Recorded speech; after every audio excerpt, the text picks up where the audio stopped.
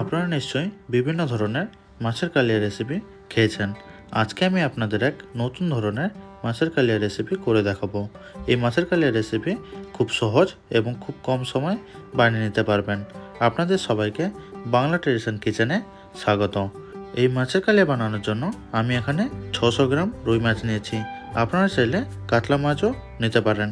এবার আমরা এর মধ্যে হাফ চা চামচ লবণ দিয়ে দেবো এবং হাফ চা চামচ হলুদ গুঁড়ো দিয়ে দেবো। যে মাছগুলো ভালোভাবে লবণ এবং হলুদের সঙ্গে মাখিয়ে নেবেন।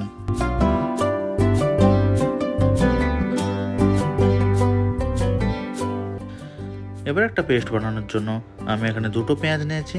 পেঁয়াজগুলো আপনারা 3-4 পিস করে কেটে নেবেন, দিলে পেস্ট করতে সুবিধা হবে। এখানে কিন্তু আমরা টমেটো পেস্ট করব না, টমেটো আমরা চৌকো করে কেটে নেব।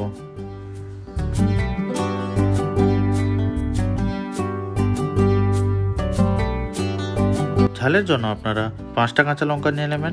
কাঁচা লঙ্কাগুলোর মাঝখান থেকে কেটে দেবেন। পেঁয়াজ পেস্ট করার জন্য এখানে আমি এক টুকরো আদা নিয়েছি। আদা এবং পেঁয়াজ একসঙ্গে পেস্ট করে নেবেন। গ্রেভির মধ্যে আমরা 10 গ্রাম কিশমিশ ব্যবহার করব এবং 3টে পেঁয়াজ আমি আগে থেকে ভেজে রেখেছিলাম। সেই ভেজে রাখা পেঁয়াজ আমি গ্রেভির মধ্যে ব্যবহার করব। গ্রেভির মধ্যে আমি এখানে 50 গ্রাম টক দই দিয়েছি। টক দইটা ভালো করে ফিটিয়ে নেবেন। এবার আমরা একটা মশলা তৈরি করে নেব। তার জন্য 1 চা চামচ হলুদ গুঁড়ো, 1 চা চামচ কাশ্মীরি লঙ্কা গুঁড়ো এবং 1 চা চামচ জিরে গুঁড়ো দিয়ে দেব। তার সঙ্গে আমরা সামান্য পরিমাণ লবণ দিয়ে ভালো করে মশলাটা মিশিয়ে নেব। মাছগুলো ভাজার জন্য আমি এখানে 50 মিলি সরিষার তেল নিয়েছি। তেল গরম হলে আমরা এক এক করে মাছগুলো ভেজে নেব।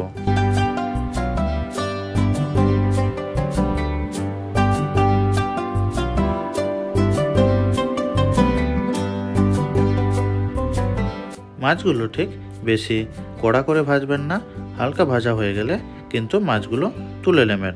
মাছ ভাজা তেলের মধ্যে তেল গরম হয়ে গেলে আমরা 3টে শুকনো লঙ্কা, 2টো তেজপাতা, একটা ডালচিনি, 3-4টে লবঙ্গ এবং 3টে এলাচ ওর মধ্যে দিয়ে দেব। যে ভালো করে তেলের মধ্যে নাড়িয়ে নেবেন। এবার আমরা যে পেঁয়াজ আদা বেটে রেখেছিলাম সেই পেঁয়াজ আদা বাটা তেলের মধ্যে দিয়ে দেব। যে ভালোভাবে তেলের মধ্যে নাড়িয়ে নেবেন।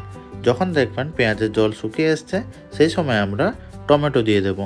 ঝালের জন্য আমরা যে কাঁচা লঙ্কা রেখেছিলাম সেই কাঁচা লঙ্কাগুলো এর মধ্যে দিয়ে দেব এবং ভালোভাবে নাড়িয়ে নেব। এবার আমরা এর মধ্যে যে মশলা বানিয়ে রেখেছিলাম সেই মশলা পুরোটা এর মধ্যে দিয়ে দেব এবং ভালোভাবে তেলের সঙ্গে সব কিছু একবার কষিয়ে নেব।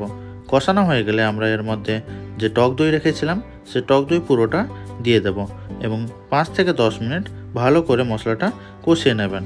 মশলা কষানোর পর যখন দেখবেন তেল ছেড়ে দিয়েছে সেই সময় স্বাদ মতন চিনি দিয়ে দেবেন এবং ভেজে রাখা পেঁয়াজগুলো এর মধ্যে দিয়ে দেবেন আর সামান্য পরিমাণ কিশমিশও দিয়ে দেবেন। তারপর সব কিছু একসঙ্গে ভালো করে মিশিয়ে নেবেন।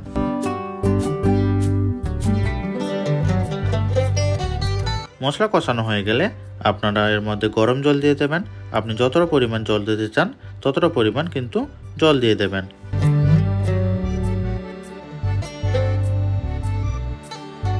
ঝোল যখন ফুটতে থাকবে সেই সময় ফ্লেভারের জন্য 2 চা চামচ ঘি দিয়ে দেবেন এবং স্বাদ মতন লবণ দিয়ে দেবেন। তারপর এক এক করে ভেজে রাখা মাছগুলো ঝোলের মধ্যে ছেড়ে দেবেন।